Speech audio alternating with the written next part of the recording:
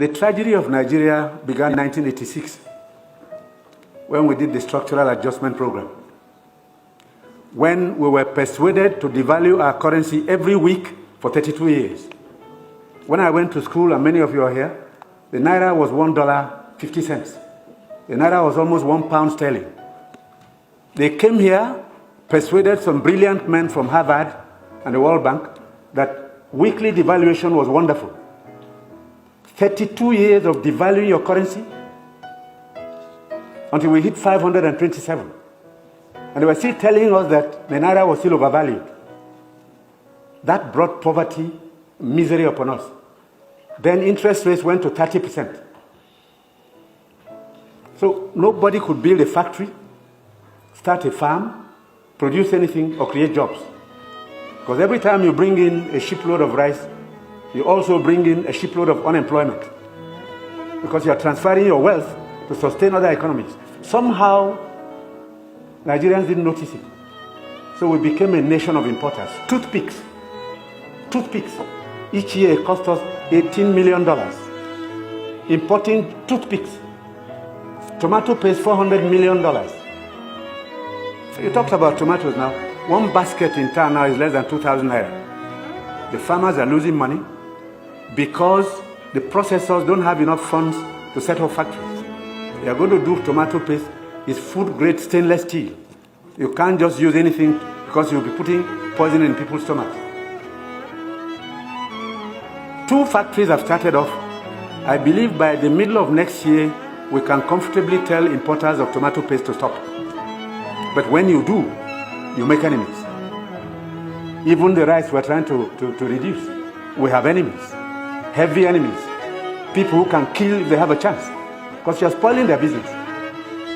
And let nobody take it lightly. These guys have seized this country's economy, they've taken us hostage, and they have no intention of giving up. Because this is a huge market, a very sweet market, and they have taken control. And I'm saying it because I have been in this business for 41 years and I can tell you some history. Abdullah Adamu is here.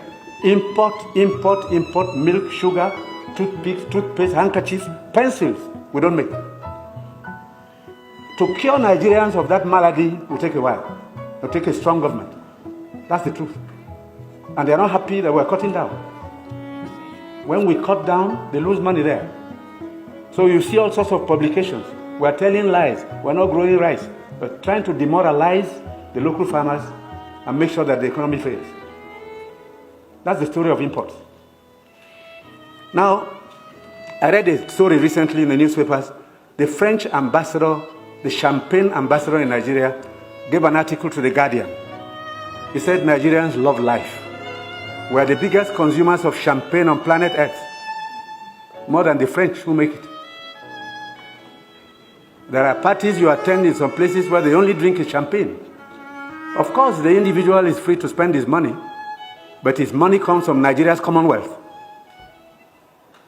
So on imports, it will take a while for us to get used to local goods and accept that we should consume what we produce and produce what we want to consume.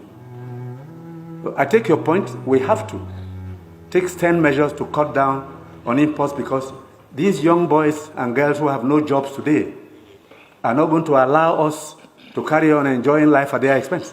They need jobs. They need jobs. They are children. They've graduated, they've come back home to begin a second childhood because there's no factory to employ them. And the ministries can't take any more. But somebody is making sure you fail when you want to produce at home.